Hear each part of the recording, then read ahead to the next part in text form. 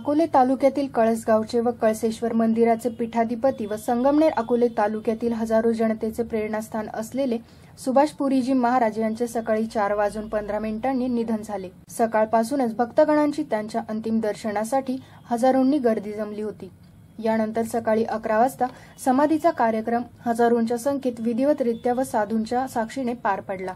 1981 साली कळस या गावात येऊन सुभाषपुरी महाराजांनी ओसाड असलेल्या कळसेश्वर टेकडीवर आपल्या कामाचा 5 वृक्ष लावून शुभमुहूर्त केला व आज याचा वेलू गगनावरी गेला या म्हणीप्रमाणे उजाड असलेला डोंगर स्वप्नांपेक्षाही सुंदर असा रम्य वातावरण करून कळसगावला तालुक्यात एक आगळीवेगळी ओळख देऊन गेलाय। महाराजांनी कधीही कोणा भक्तांना अंगारा दुपारा न देता डॉक्टरांकडे जायला सांगितले। त्यांनी अंधश्रद्धेला कधीही जवळ केले नाही व भक्तांनाही अंधश्रद्धेकडे जाऊ दिले नाही।